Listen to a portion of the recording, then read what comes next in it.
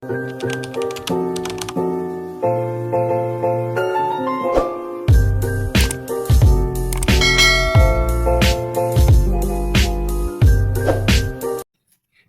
dan kawan-kawan 2019 mengungkapkan bahwa bahasa adalah sesuatu yang mengalami perkembangan.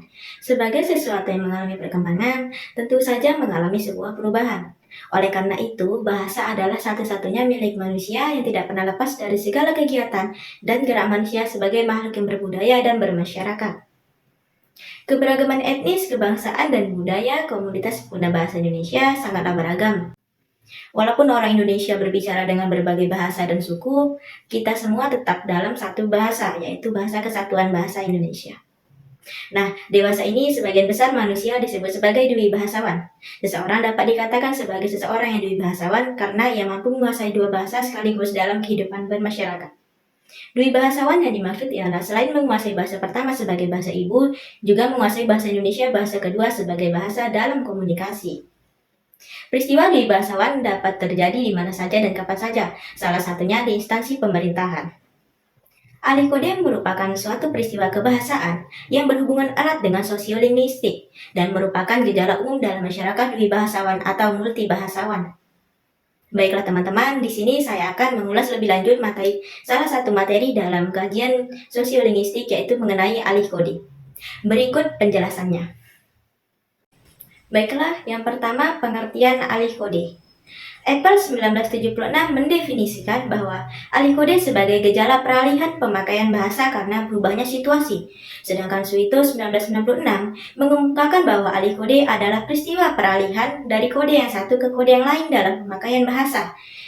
Begitu pula Heinz mengatakan bahwa alih kode itu bukan hanya terjadi antar bahasa, tetapi dapat juga terjadi antara ragam-ragam atau gaya-gaya yang terdapat dalam satu bahasa. Dari beberapa pendapat para ahli tersebut, maka dapat kita ambil kesimpulan bahwa alih kode adalah suatu peristiwa kebahasaan, yakni adanya peralihan bahasa dari ragam bahasa satu ke ragam bahasa yang lain karena terjadinya perubahan situasi atau berubahnya situasi berbahasa.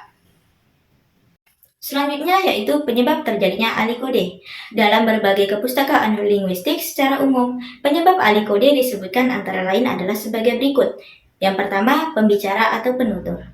Seorang pembicara atau penutur seringkali melakukan alih kode untuk mendapatkan sebuah keuntungan atau manfaat dari tindakannya itu.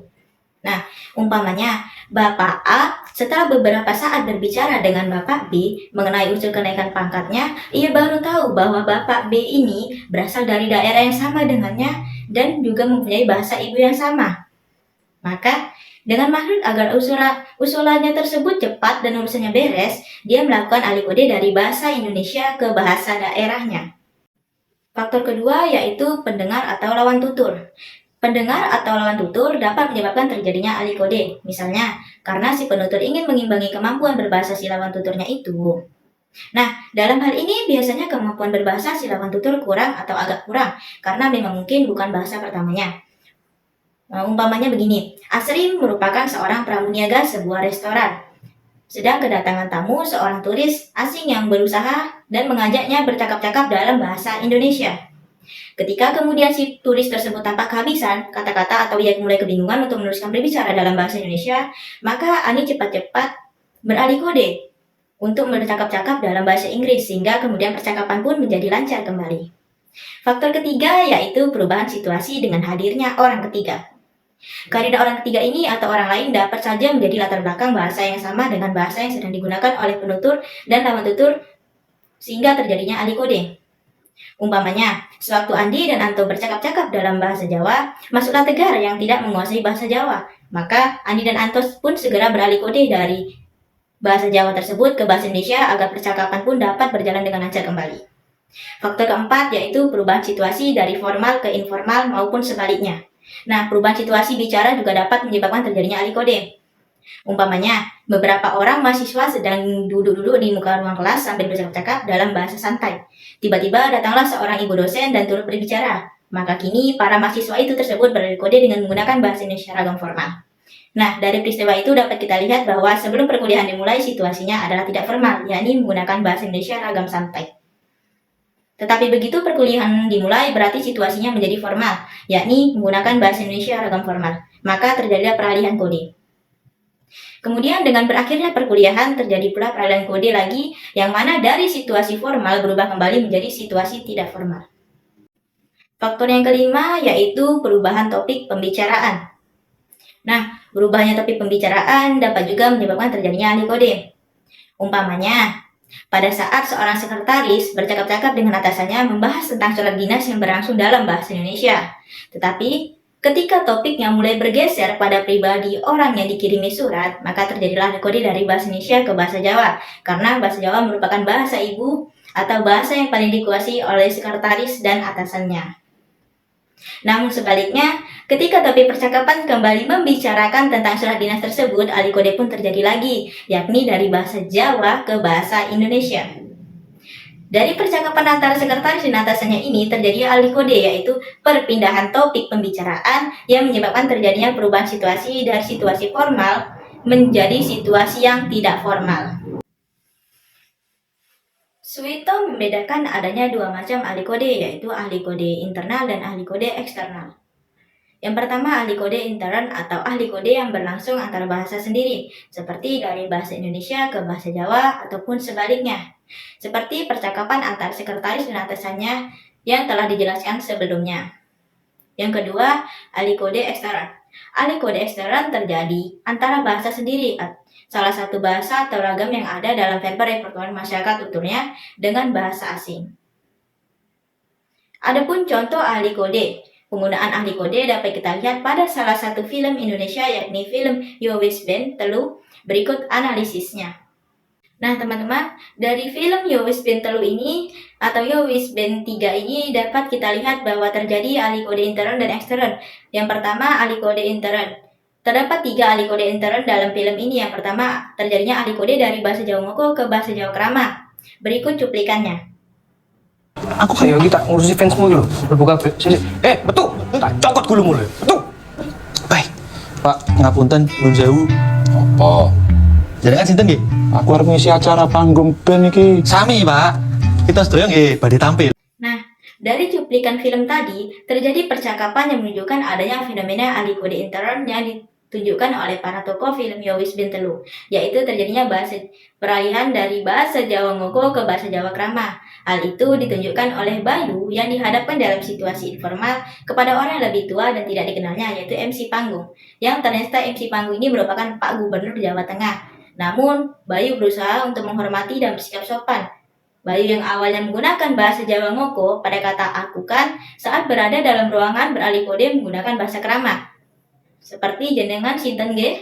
Dalam hal ini MC atau Pak Gubernur Jawa Tengah tetap menggunakan bahasa Jawa Ngoko. Aku arep ngisi panggung Beniki karena menganggap lawan bicaranya masih lebih muda dibandingkan dirinya. Nah, lebih lanjut, Bayu memilih untuk tidak menggunakan bahasa Indonesia dan menggunakan bahasa Jawa Krama karena mengetahui bahwa lawan bicaranya menggunakan bahasa Jawa juga. Yang kedua, yakni peralihan kode dari bahasa Jawa ke bahasa Indonesia. Berikut cuplikannya. Aman di. Murut tok. Cemek. Aduh. Sabar, ikhlas no.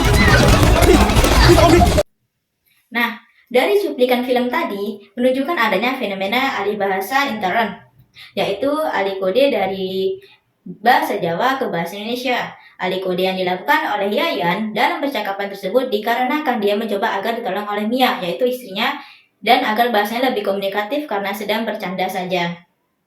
Penggunaan alih kode intern yang dilakukan oleh Yayan saat berbicara dengan Mia, yaitu istrinya, berlangsung saat situasi mendesak karena Yayan dilempari bola oleh anak-anak kecil yang sedang berada dalam kolam mandi. Alih kode ini terlihat pada tuturan Yayan pada awalnya berkata dalam bahasa Jawa, yaitu aman mi, mung, rodok jemek, aduh. Nah, kemudian berkata dengan menggunakan bahasa Indonesia, Mi, tolong aku Mi. Setelah mendengar respon dari Mia yang menggunakan bahasa Indonesia, Lolo, Bibi, sabar Bi, ikhlaskan saja. Maka terjadilah alih kode dari bahasa Jawa ke bahasa Indonesia. Dan yang ketiga yaitu terjadinya alih kode dari bahasa Indonesia ke bahasa Jawa. Berikut cuplikannya. Saya mau ngomong apa? Abayu sebenarnya sayang gak sih sama Asih? Loh, Ya sayang no. Dari 0 ke 100 berapa? 1 juta. Peng sudah jaran. Pol wis. Terus kalau Abayu sayang sama Asih, kenapa Abayu nggak kuliah?